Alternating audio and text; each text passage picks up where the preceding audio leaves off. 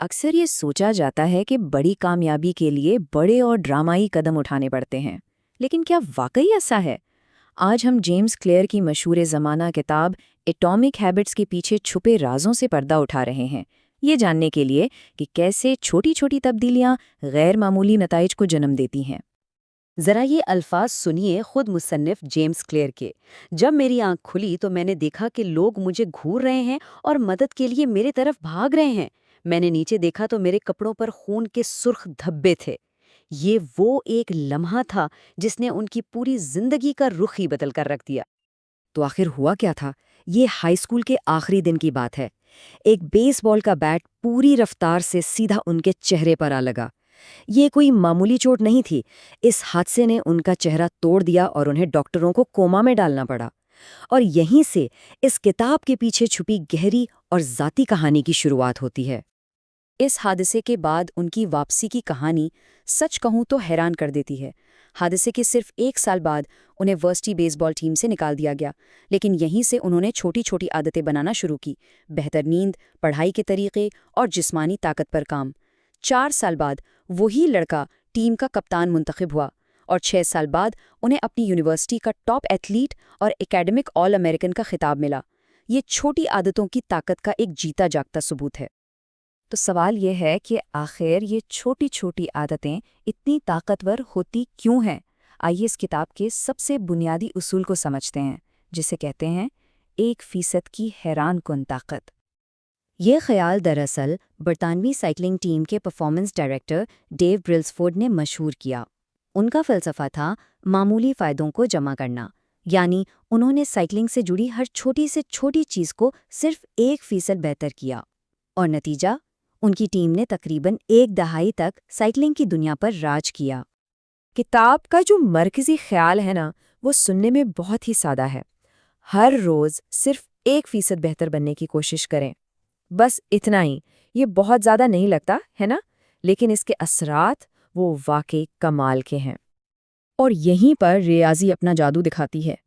اگر کوئی شخص 1 سال تک ہر روز صرف 1% بہتر ہوتا جائے تو سال کے آخر تک وہ 37 گنا بہتر ہو جائے گا۔ جی ہاں، 37 گنا۔ یہ ہے کمپاؤنڈنگ کی ناقابل یقین طاقت۔ اچھا، تو پھر اکثر لوگ ہمت کیوں ہار جاتے ہیں؟ اس کی وجہ ہے پوشیدہ صلاحیت کا دور۔ یہ ایک طرح کی مایوسی کی وادی ہے جہاں ہم محنت تو کر رہے ہوتے ہیں لیکن نتائج فوراً نظر نہیں آتے۔ لوگوں کو لگتا ہے کہ ان کی محنت ضائع ہو رہی ہے، جبکہ حقیقت میں وہ توانائی ایک بڑی کامیابی کے لیے جمع ہو رہی ہوتی ہے۔ تو اس مایوسی کی وادی سے بچنے کے لیے کوئی تکنیک اپنانے سے پہلے اپنی سوچ بدلنے کی ضرورت ہے۔ یہ صرف اس بارے میں نہیں ہے کہ کیا کرنا ہے، بلکہ اس بارے میں ہے کہ کیسے سوچنا ہے۔ یہاں 2 الگ الگ سوچ کے انداز ہیں۔ ایک طرف ہے اہداف، جو صرف منزل پر نظر رکھتے ہیں، اور دوسری طرف ہے نظام، جو اس سفر یعنی عمل پر توجہ دیتا ہے۔ دلچسپ بات یہ ہے کہ جیتنے والوں اور ہارنے والوں کے اہداف اکثر ایک جیسے ہی ہوتے ہیں، فرق ان کے نظام میں ہوتا ہے۔ یہاں جیمز کلیئر ایک بہت گہری بات کہتے ہیں۔ وہ کہتے ہیں کہ کوئی بھی اپنے اہداف کی سطح تک نہیں پہنچتا، بلکہ وہ اپنے نظام کی سطح تک گرتا ہے۔ مطلب آپ کا نظام ہی آپ کی ترقی کی بنیاد ہے۔ اس تبدیلی کو سمجھنے کے لیے کلیئر اسے 3 حصوں یا کہہ لیں کہ تہیں میں تقسیم کرتے ہیں۔ سب سے باہر ہے نتائج، یعنی جو ہمیں ملتا ہے۔ اس کی نیچے ہے عمل، یعنی جو ہم کرتے ہیں، اور سب سے گہرائی میں ہے شناخت، یعنی ہم اپنے بارے میں کیا یقین رکھتے ہیں۔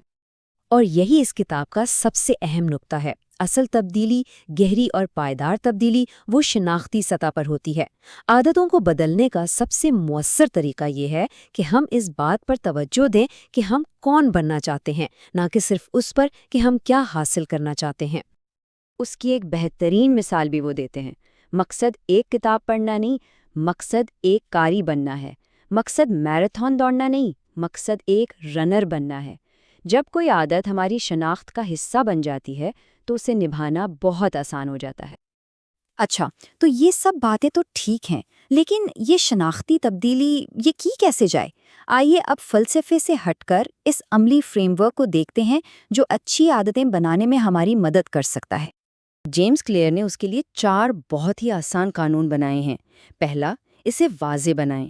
दूसरा, इसे पुरकशिश बनाएं। तीसरा, इसे आसान बनाएं। और चौथा, इसे इत्मीनान बख्श बनाएं। ये 4 कानून ही एटॉमिक हैबिट्स के पूरे निज़ाम की बुनियाद हैं। पहला कानून, उसे वाज़ेह बनाएं, यानी आदत को शुरू करने का जो इशारा है ना, वो बिल्कुल सामने और साफ होना चाहिए। और इसके लिए एक ज़बरदस्त हिकमत अमली है जिसे कहते हैं हैबिट स्टैकिंग। इसका फॉर्मूला बहुत ही आसान है। आप अपनी एक नई आदत को किसी पुरानी पक्की आदत के साथ जोड़ देते हैं। जैसे सुबह की कॉफ़ी बनाने के फ़ौरन बाद मैं 1 मिनट के लिए मुराकबा करूँगा, या दफ्तर से आकर जूते उतारने के फ़ौरन बाद मैं वर्जिश के कपड़े पहन लूँगा। दूसरा कानून, उसे पुरकशिश बनाएं। देखें, जब कोई चीज़ हमें अच्छी लगती है तो हमारा दिमाग उसे करने के लिए ज़्यादा तैयार होता है। इसकी एक बेहतरीन तकनीक है टेम्पटेशन बंडलिंग। इसका तरीका ये है कि आप एक काम जो आपको करना है उसे उस काम के साथ जोड़ दें जो आप करना चाहते हैं। मिसाल के तौर पर, वर्जिश करते हुए अपने पसंदीदा पॉडकास्ट सुनना, या अपनी ईमेल्स साफ करते हुए पेडिक्योर करवाना। इस तरह एक मुश्किल काम भी दिलचस्प बन जाता है। तीसरा कानून है, इसे आसान बनाएं। ये बहुत अहम है क्योंकि इंसान फितरी तौर पर आसान रास्ता अपनाता है। आदत शुरू करने में जितनी कम मेहनत लगेगी, उसके जारी रहने का इम्कान उतना ही ज़्यादा होगा। और इसका सबसे अच्छा तरीका है 2 मिनट का उसूल। मतलब किसी भी नई आदत को इतना छोटा कर दें कि वो 2 मिनट में शुरू हो जाए। जैसे रोज रात को किताब पढ़ना बन जाएगा सिर्फ 1 सफ़ा पढ़ना। आधा घंटा योगा करना बन जाएगा सिर्फ योगा मैट बिछाना।